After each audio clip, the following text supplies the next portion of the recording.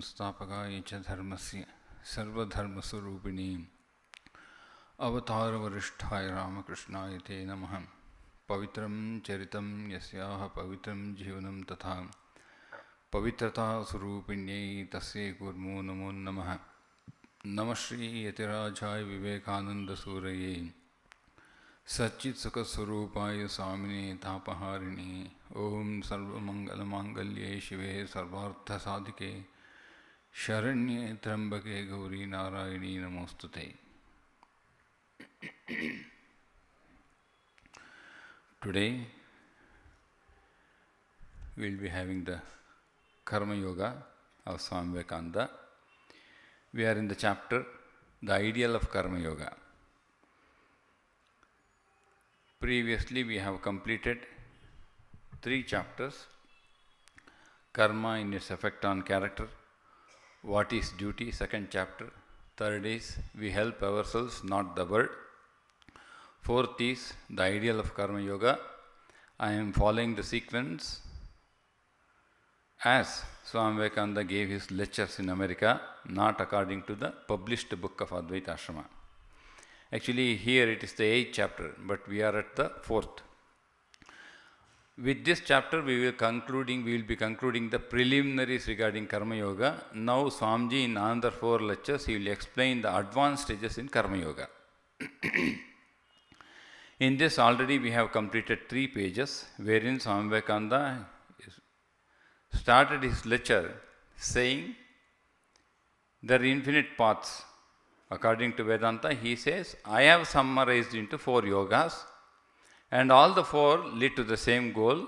What does Swami Vivekananda mean by the same goal? Swamiji has very explicitly explained it. As I understand it, is freedom. All the yogas will lead to freedom of the soul. Now, in that context, Swamiji explained in the beginning about the unselfishness. More of we will be hearing this word many times in Karma Yoga, about unselfishness, and taking this as the step, I explained how to understand the meaning of Antahkarana Shuddhi. So, we had stopped at this place, the last sentence being, that which is selfish is immoral and that which is unselfish is moral. Swamiji gives a statement for selfishness and unselfishness. Swamiji says, that which is unselfish is moral, that which is selfish is immoral. So, till then we have seen, now we have to continue with today's explanation. I try to complete this chapter today. Now, Swamiji says, it is good to hear that about selfishness and unselfishness. Even Sri Ramakrishna gives the example in Gospel of Sri Ramakrishna. However, a man or woman may say that I have no selfishness, but somewhere, even including saints, somewhere in the corner, it will sprout like a Ashwatha Vriksha. You might have cut the Ashwatha Vriksha today, but tomorrow you will see a small sprout coming up. So in the same way, even many people may say we are unselfish, but still, deep within there will be some amount of selfishness hidden. So that's why Swamiji says it's good to hear about unselfishness, but very difficult when it comes to practice, or when you come to the details, working out this application of unselfishness in the society, not staying alone at home. But when you apply staying in the society, working for the people, then Swamiji says, it's not so simple as we speak. Now, that's why Swamiji gives, in this paragraph, I am going to read a few lines. Karma Yoga, though we know, I am just reading for our own manana. Karma Yoga, therefore, is a system of ethics and religion intended to attain freedom through unselfishness and by good works. This we know, but Swamiji is repeating, hence I am also repeating. Is a system of ethics and religion intended to attain freedom through unselfishness and good works. Or you can put it through unselfish good works. That will be much better, I think. I don't want to correct Swami Vivekananda, but make you to understand, that's all. Through unselfishness and by good works. Now Swamiji brings one or two ideas here, which is very important for us to understand. Now Swamiji makes a statement. Swamiji says here, the Karma Yogi need not believe in any doctrine whatever. Karma Yogi need not believe in any doctrine whatever. He may not believe even in God, may not ask what his soul is, nor think of any metaphysical speculation. Okay, I can understand Karma Yogi need not believe in God or metaphysical speculation. But I have one objection. Of course, it's a Purva Paksha, not a Siddhanti. I have one objection here. Karma Yogi need not believe in doctrine whatever. Do you really accept this? Karma Yogi need not believe in doctrine whatever.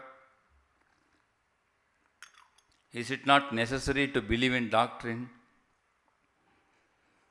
Here we have to understand it carefully.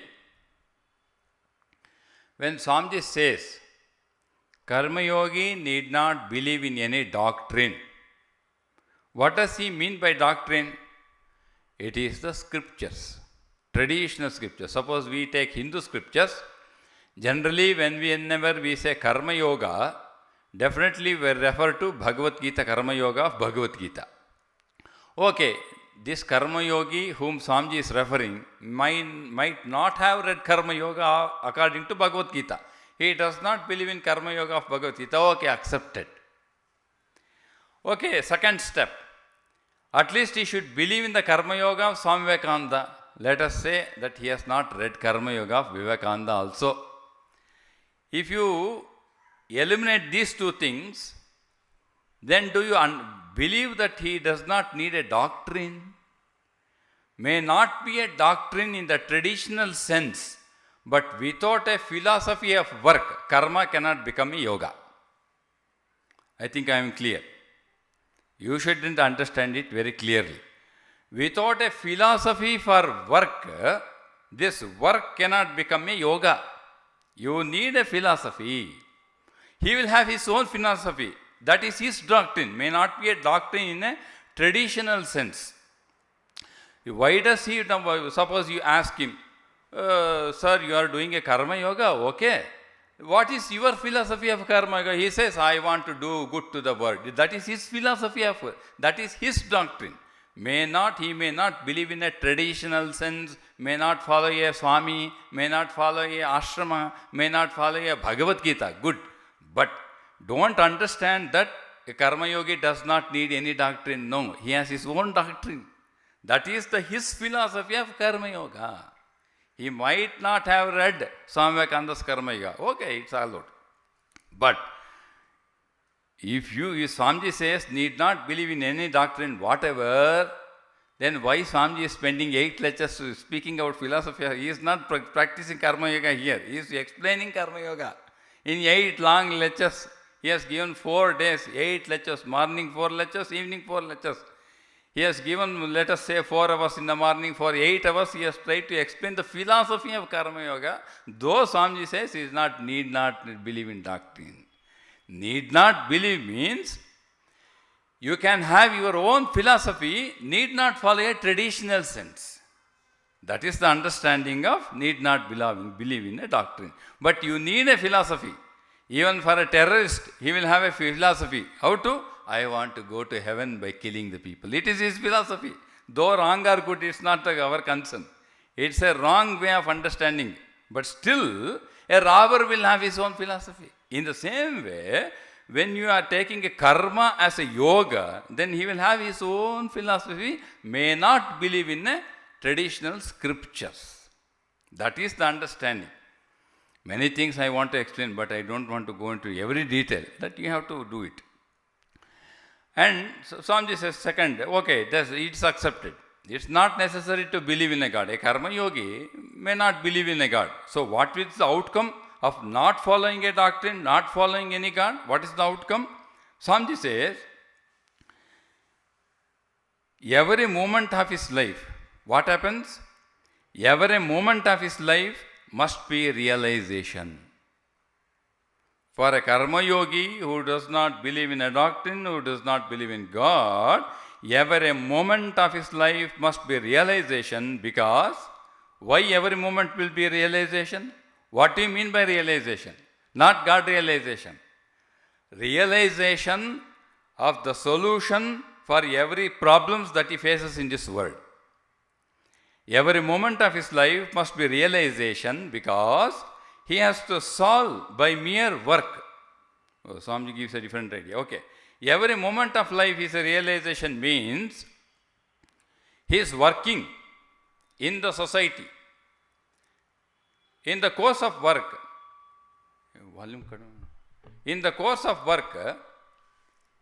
he will have hundreds of problems to solve. And to solve those problems, he will have his own solutions. But he is not having any standard. So he has followed a particular solution for a particular problem. Then he cannot go to Karma Yoga of Vivekananda, or he cannot refer to Bhagavad Gita whether the path that he is undergoing is according to Karma Yoga or not. He has not set any standard. Suppose you have a component that is manufactured in a company. What is the standard that it follows? Nowadays, earlier we have ISI, now it is ISO 9001, 9002. Is it not? He follows a particular standard. He refers this component to that particular standard and ascertains the quality of this component. But because, please sit there, so don't come forward. Don't disturb the audience by coming in the front. He is not having a standard in the form of a scripture or a philosophy with respect to a particular life of a saint. He has got his own philosophy. That's why every moment of his life, whenever he faces a problem, it will be a realization in the form of solution to the particular problem. Hence, because he has to solve by mere work, without the help of doctrine or theory, the very same problem to which the Gnani applies his reason and inspiration, and the Bhakta his love. How does Gnani will solve those problems? To reason and inspiration. Here you have to be very attentive. A Bhakta by love. Regarding Gnani, Swamiji would have used only reason and logical thinking, would have been enough.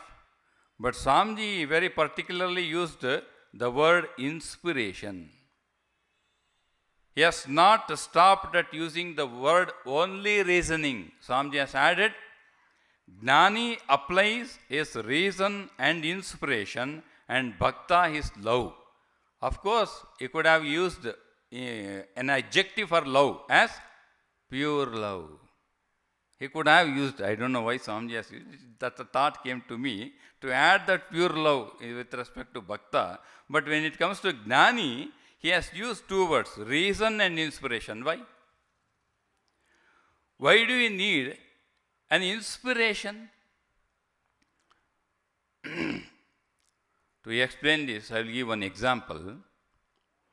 Recently, just last week, one person had come.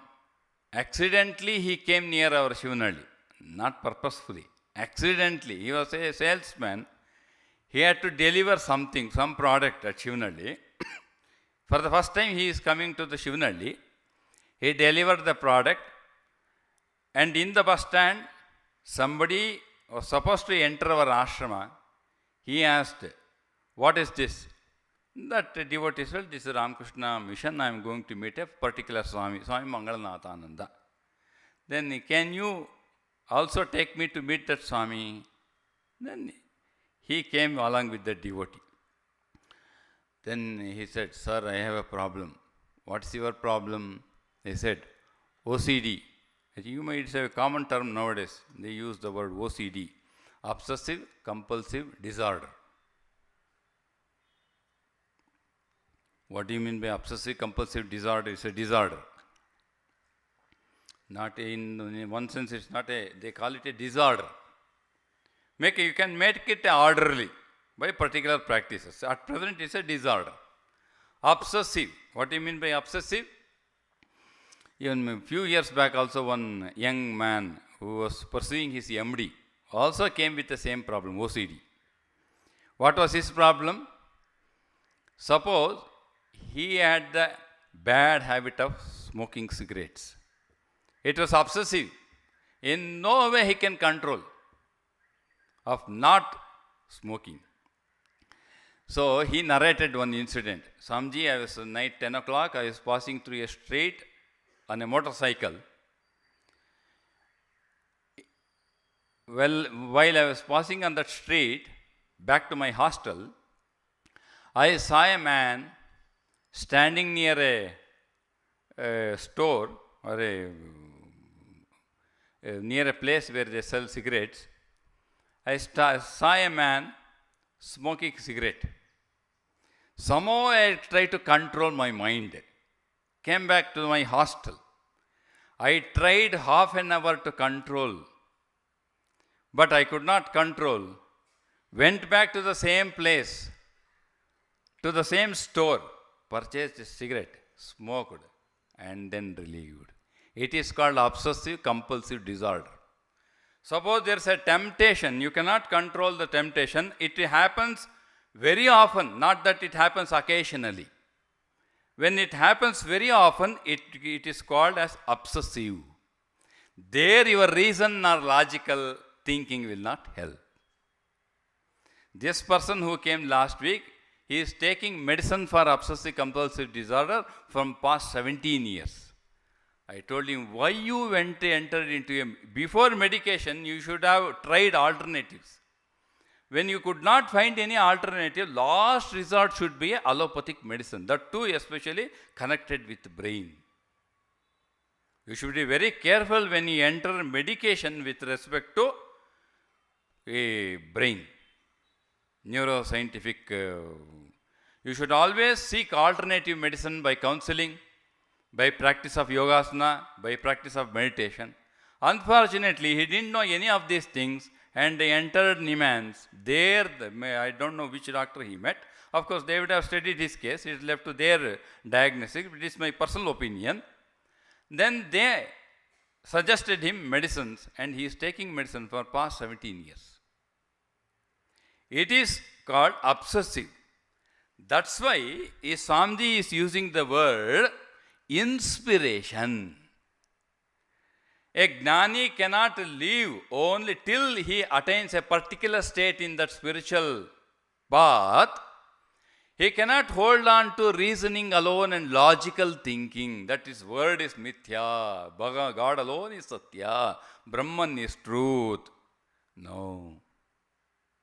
You need inspiration. What do you mean by inspiration according to Swamiji here? How to understand it? It's a faculty of the mind wherein you feel intuitively the experience of Atman very strongly or deeply. It's not logical. It's not mere reasoning. It's a faculty of the mind where you feel that you are Brahman or the Atman or eternal purity very deeply within. It's an intuitive experience. May not be the exact realization. It happens or it comes after Shravana, Manana, Nididhyasana done properly. When you do properly Shravana, Manana and Nididhyasana, that intuitive power will be very so strong that you feel that you are Atman. It's not an experience. That's why Swamiji has used the word inspiration. Many times, often, I have repeated, you should be very careful while reading any scriptures. May not be Karma Yoga of Swami Vivekananda. Any scripture you read, you should give very much attention to the words that are used. And apply it to your everyday experience. Then you will understand why this word is used. Especially this is very common in Vedanta. When you study Vedanta, that too with a Bhashya and Tikas, every word is taken. They give 3 to 4 pages of explanation explaining one word. Why Shankara has used this word? Why he could have used? That's why they use Purva Paksha as a a prashnotri, as a opposition. Then they will explain all the possible siddhanta. At the end of the last way, they will come to a conclusion. So hence, Bhagavan Shankara has pushed this word tatha, tathaiva. In the same sense, while reading any scriptures, Karma Yoga, this is doctrine, this is scripture according to Swami Vivekananda. Of course, he has formed a traditional path. In between, he has given his own personal ideas, of course. That's why Swamiji uses the word inspiration accompanied with reasoning. And one more point I want to stress here. The solution. Okay, that man didn't know. He is taking medicine for 17 long years. When we say, when we hear, when we read, including the Gospel of Sri Ramakrishna, what does Sri Ramakrishna says? God alone is the reality, the truth. That's the absolute reality. And if you read the Vedanta, it says, Brahman alone is the eternal reality. But what happens with our common understanding? We don't feel the same while living in the world. That's the problem. Is it not? Okay, many people have this problem, including a sadhaka in the beginning stages. Okay, Sri Ramakrishna says how to focus this mind on God. Master Maharaj says the very first question in the Gospel, you read it in the very 4th or 5th page of Gospel of Sri Ramakrishna, Kathamritam. How to focus this mind? Sri Ramakrishna says, take the name of the Lord. And when you come to Swami Yogananda's example, he had a problem with the brahmacharya, how to control the lust. Then Sri Ramakrishna suggested him, take the name of the Lord. He could not believe it. Then he thought by performing Hatha Yoga practices, he can control the lust. Then Sri Ramakrishna brought him and again counseled him and said, you take the name of the Lord Hari. Then you will transcend all these problems.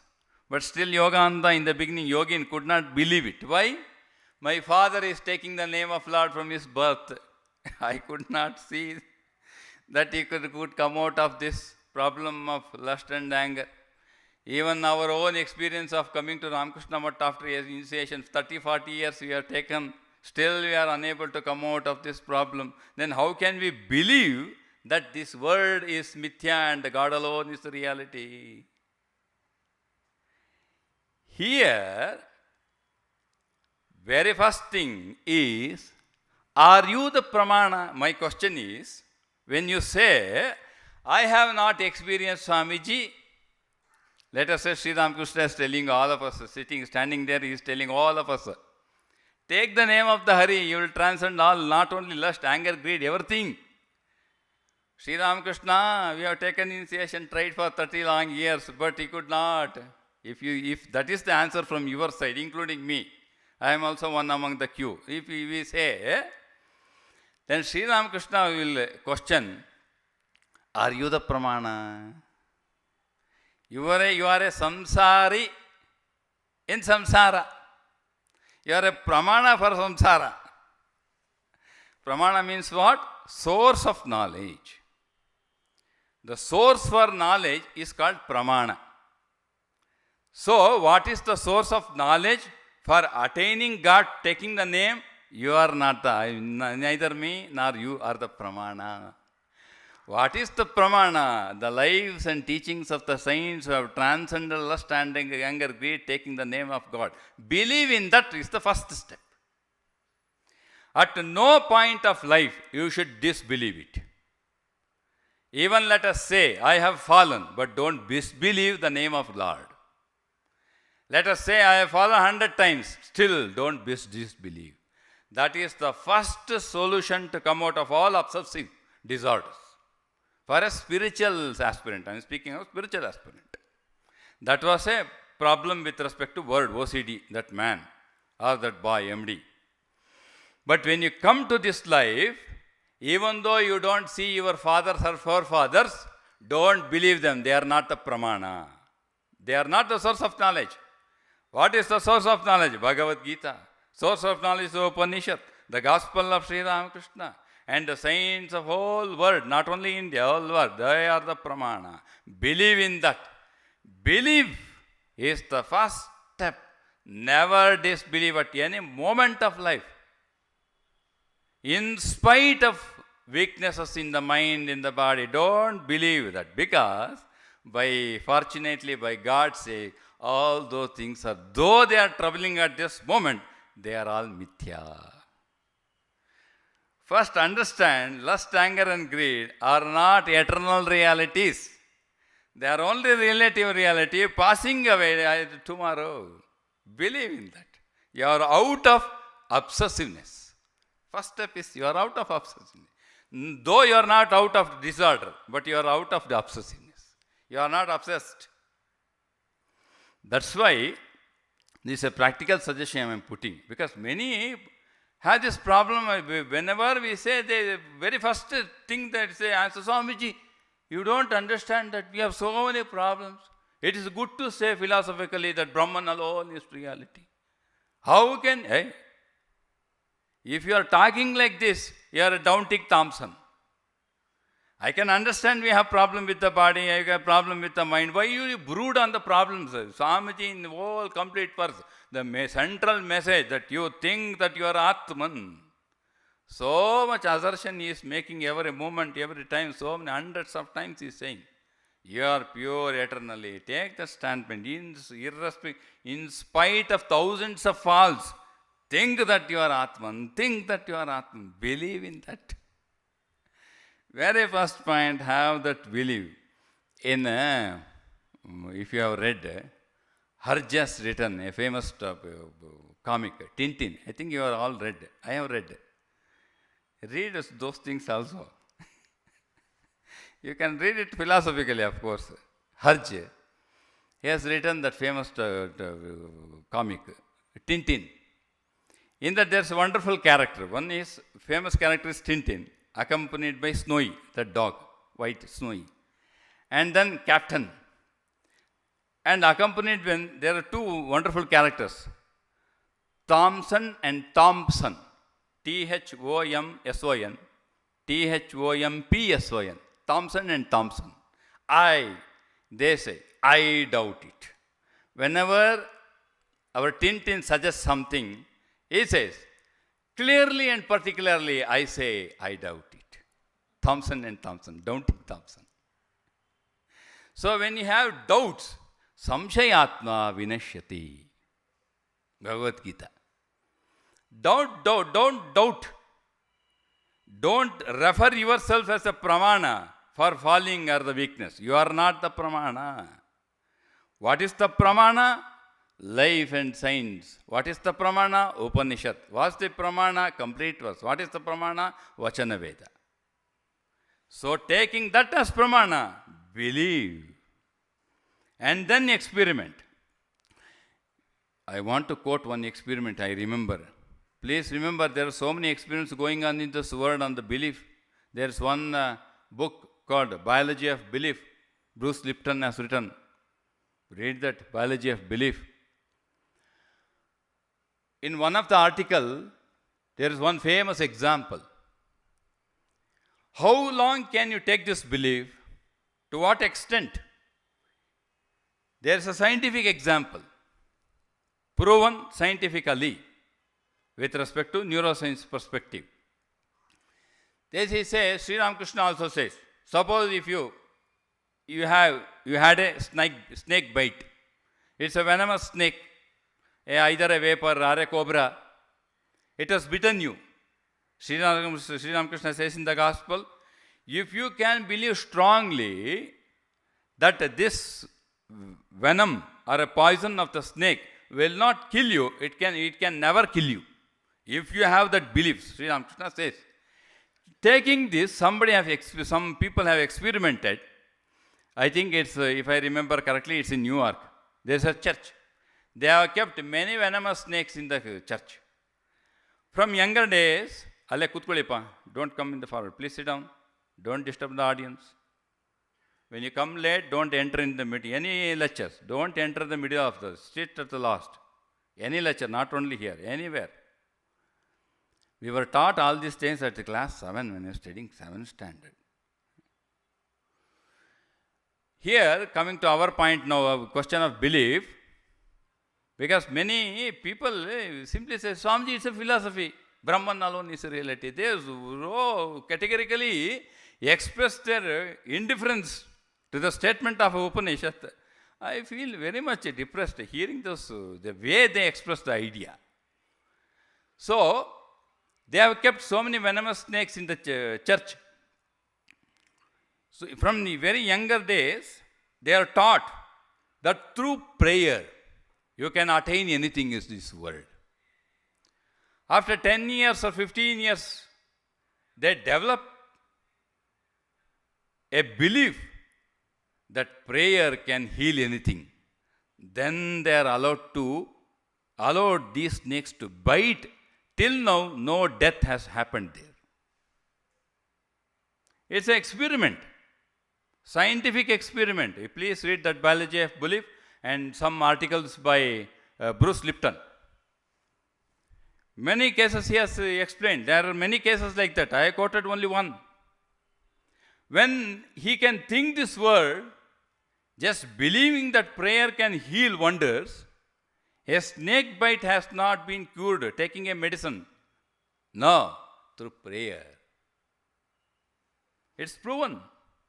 I have read that article. I still remember that article. So, when you have problems in life, the very first thing that don't disbelieve yourself. Though I have fallen now 100 times, 1,000 times, let us fall 1,000 times, but let us get up the next moment after falling every time. Swamiji says, he is a Mahatma who gets up even after thousands of falls and again gets up and again starts struggling. I call him a Mahatma. Don't accept defeat. Let us live whole life in struggling. Let us say, oh, this life, God is testing me so many times. This life is meant for struggling and falling. Let us get up next life. We will try this life.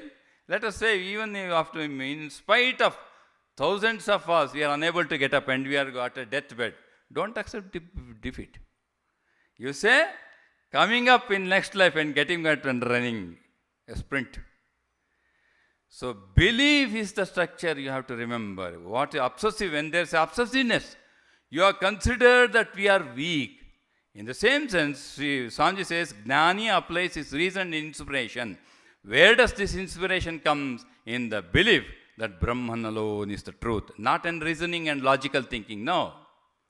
You have come to, it's a faculty. You have to attain the adhikaratva, where intuitively you feel that you are Atman. That's why inspiration is required. You have to believe that. Don't become a doubting person. Every ideal will definitely have a fall. But you can transcend it by very first basics is belief. Of course, there are so many applications of the rules that comes afterwards. But any moment, don't disbelieve. In the same way, Bhakta applies his true pure love. The same Karma Yogi, though not believing in a God and a doctrine, every moment it leads to his realization. Now, Swamiji concluded the idea. Now, Swamiji begins with the next question. What is this work? Though he has to explain, he will repeat the same idea. We help ourselves, not the world. The same idea more or less is repeated here. I will go through it very fast. Can we, Swamiji, so what is this work? What is this doing good to the world? Can we do good to the world? Same thing repeats. Swamiji says, no. In absolute sense, I explained it in my last lecture very much. In the absolute sense, we cannot do any good to the world. In a relative sense, yes. Swamiji says, in a relative sense, we can do good to the world. In an absolute sense, it is not possible. Swamiji gives the example here of a man who is hungry. You can offer him food. Again tomorrow, again the hunger will repeat. Again there is a hungry. He feels hungry. You have to again give him food. So, even Shankaracharya, He calls this hunger as a chronic disease. What is the aushadam? Is bhiksha matrena. How to cure this chronic disease of hunger? Through bhiksha. As long as you live, you have this chronic disease of hunger. You cannot remove it. So same example more or less Swamiji. Now Swamiji says you can neither remove misery nor happiness, is static. If you study the history of the whole world, you see the same problem existed in Egypt, Greek, Romans, in ancient, and nowadays in America. Because he's standing there and speaking. He says same thing, same problem, same misery, same happiness, now in also America. So, in the same way, many people, thousands of men and women have born to do good to the world. Though in absolute sense you cannot do any good to the world, but in a relative sense, thousands of men and women have taken birth on this earth to do good to the world, is it not? And everybody, in Swamiji's time also, now also it is there. What they say? The question of millennium. Millennium in our terms is Ramarajya. All our talks about the millennium are very nice as schoolboy stories. It's a schoolboy story. But they are no better than that. All nations that dream of the millennium also think that of all peoples in the world, you hear it properly, all nations that dream of the millennium also think that of all peoples in the world, they will have the best of it then for themselves. If our nation has to prosper in economic terms, in financial, what we think? At the cost of other nations. How can it be unselfish action? At the cost of other countries. So Swamiji says, all nations that dream of the millennium also think that of all peoples in the world, they will have the best of it, them, for themselves. This is the wonderfully unselfish idea of the millennium. It's a wonderful unselfish idea of the millennium. There is no concept of millennium. To quote one example, I think Sri Ramakrishna also says, he quotes the story of Ramayana. Of course, it does not come in Valmiki Ramayana. Sri Ramakrishna quotes. He knows many stories which is not written in Valmiki Ramayana. So what does he, you better know. Once Mata Sita says, "Oh Rama, I see so many people, they are all in, some people are in hut, some people are in a moderate house. I feel that everybody should have a palace to live in." And Sri Ramakrishna says, "No, that cannot be, all cannot be equal." Then Sita Mata says, no, you have to give them, everybody should have the concept of Ramarajya, millennium. Then Sri Ramchandra, okay, then he will build, I don't know how he built. They will be very good architecture and construction workers. Full, they could build it in very few days. All had wonderful palaces. And then there was a leakage in the palace. Sita Mata called for a plumber. Nobody turned up. Then she complained drama. Then everybody is having a palace. Why a plumber will come? No plumber will come. Not a carpenter. Everybody happy at home. That's why I told you, all cannot, this misery and happiness, you cannot remove it. It stays, it's static, it's a proportion, there's a proportion. That's why this millennium, very concept of millennium is a schoolboy story. So, continuing, Swamiji says, we cannot add happiness to this world. Similarly, we cannot add pain to this world. Understand everything in terms of absolute, not in terms of relative. And one more point I have to add here. If Swamiji says you cannot add happiness nor misery or pain to the world, then the very first thought you should come, what about Avtara? Because we are sitting at Ramakrishna Ashrama, founded Swami Vivekananda, who in one of his slokas says, Avtara Varishta Sri Ramakrishna Ayate Namaha.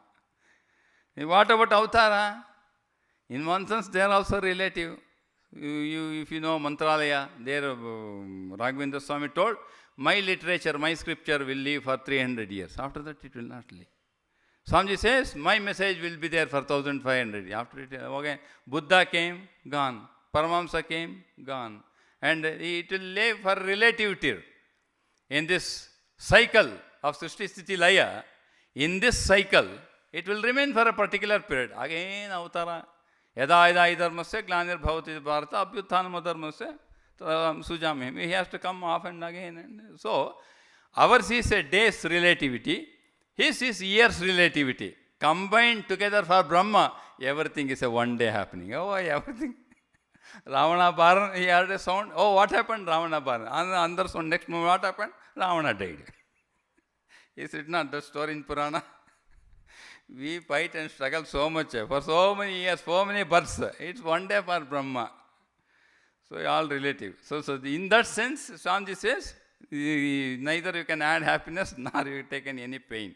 It's the same two sides of a same coin. That's why Swamiji says, a falling of a wave or a rise. If you stand near a ocean and see so many waves, the falling or rise, you have to take both fall and rise as one whole. This either a rise or a fall forms a part of the whole. If you consider the whole, it includes both the rise and the fall.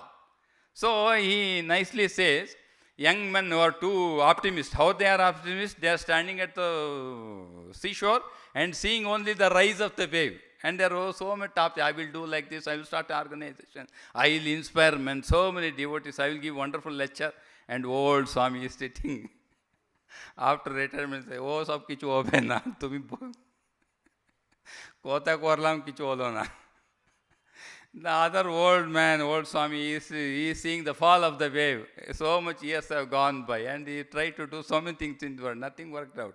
Oh, so many schools you can open, CBSE, ICSE. Then finally what happens? You will die. That's school. So Swamiji says, a man sees at the rise of the wave and he will have all optimistic idea. A old man sees at the fall of the rise, he will have all pessimistic idea. Neither be a pessimist nor an optimist, be a witness. That is Swamiji's next message. So, why Swamiji is trying to explain all these things? Your very samskara will make you work. You cannot sit quietly and say, oh, Swamiji has told in Karma Yoga, neither an optimist nor an pessimist, I will be a witness. No, it's not possible. Even Narendra could not stop. Sri Ramakrishna tumar khat korbe. Your very bones will make you work and go to it all the way, dragged him to Chicago and gave such a wonderful speech and he whole next.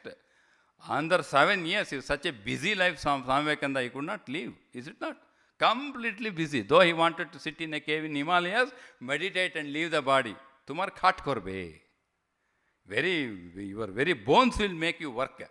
Arjuna, though Sri Krishna would have told, don't fight. He could not fight. He was a Kshatriya. That Rajas is there in him. He had doubtful. Samshaya Atma Vinashyati. Due to Samshaya, he told, I will not fight. It's not that he is unable to fight. So, our very samskara will make us work. You cannot be a witness. That's why Sanjay, anyhow you are working. Understand that you cannot do anything in this world. So that you will lose, you will not be a fanatic. Everybody who has rightly understood Swami Vivekananda, in at least one sense, at least to some extent, definitely he will not have too much ideas. So many people who are always calculating with respect to organization, building one building after building. See, he is yet to read Swami Vivekananda.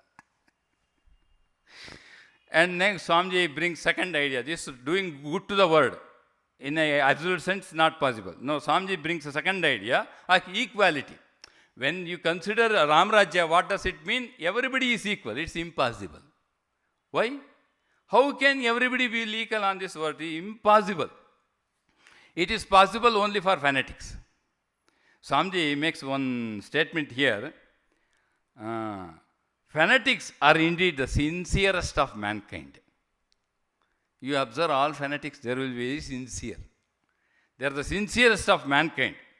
So when it comes to this millennium of equality, considering the idea of equality, Swamiji brings a philosophical idea.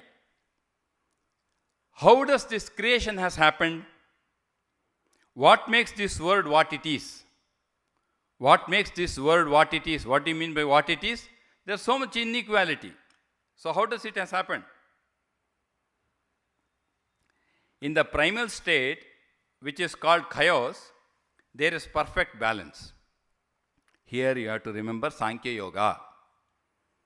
How does creation has happened? According to Sankhya, of course, everybody takes, with respect to creation, All the Shed Darshanas draws their philosophy from Sankhya only, making some small changes, customizing. Now they say, customize. Sir, we have a customized delivery, sir. We will customize the software, sir. Now software, we will customize your house. So what do you need, sir? So customizing according to their darshana is their philosophy. But they take the theory of creation mainly from Sankhya. What does Sankhya say? Sattva, Rajas, Tamas were in equilibrium.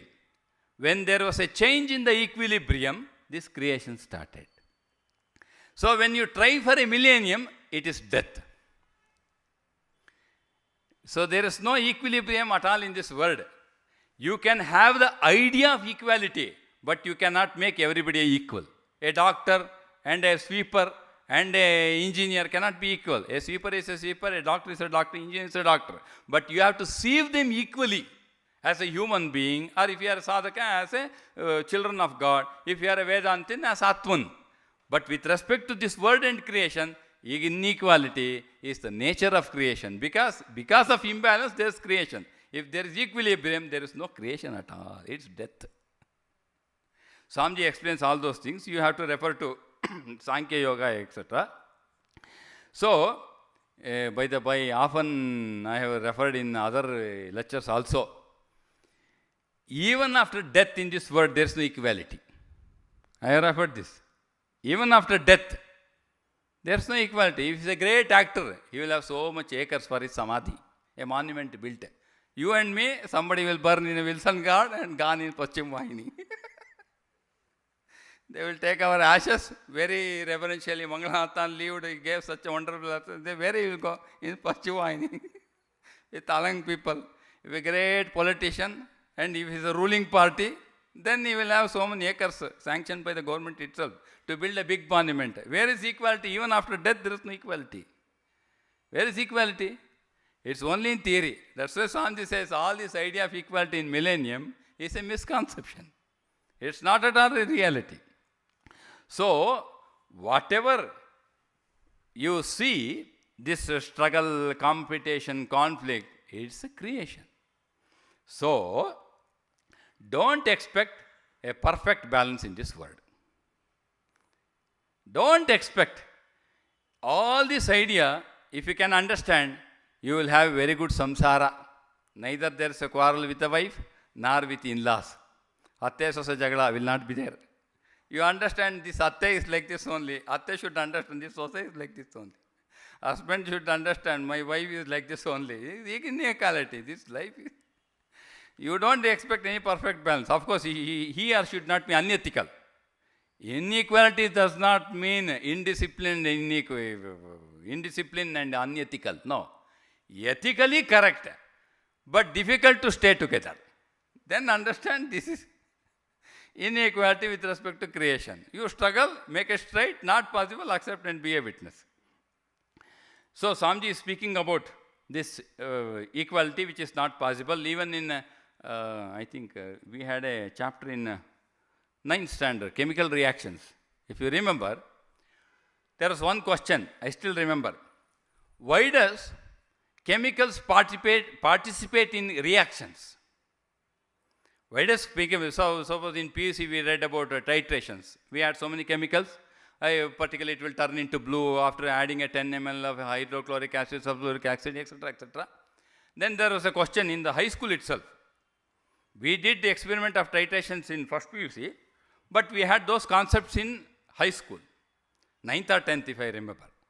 There was a question, why does a chemical participate in a chemical reaction? The answer was, when the molecules are, what happens in a chemical reaction? Either it will lend atoms in the molecule structure, it will lend or borrow atoms. Once the structure becomes 32 atoms, 16 or 32 if I remember, it becomes 32 atoms, then it becomes Purna and it will never participate. Even if you add in any reaction, it will not have any molecular changes because it has attained 32 atoms in the, it has become Purna. So, unless it does not get 32 atoms, it will go on participating in reactions. Once he attains a state where it has 32 atoms, it will become static. So, what does it equality?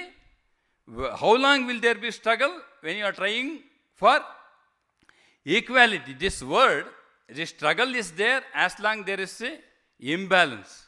When there is a equilibrium, there is perfectly death in this world. No equality is possible in the sense of bringing all men together.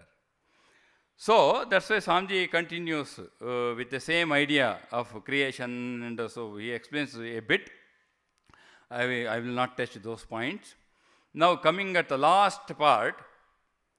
Now suppose you know there is imbalance in this world. So forgetting the world, taking subjectively, how should I go back to equality? By attaining freedom. How to attain freedom? Now we are speaking of Karma Yoga. Be a Karma Yogi. So then Swamiji says, this world is a wheel inside a wheel, which is a terrible mission. This world is a very terrible mission. Once you try to put even for curiosity, put your hand and try to see the machine, you are caught. Never again come out.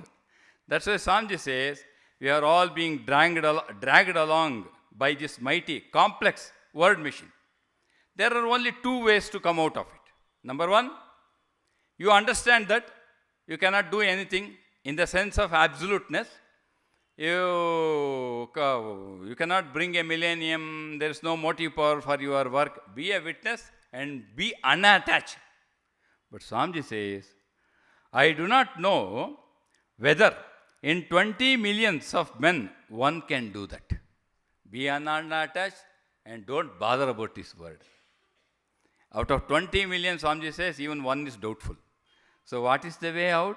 The other way is to plunge into the word and learn the secret of work, and that is the way of Karma Yoga.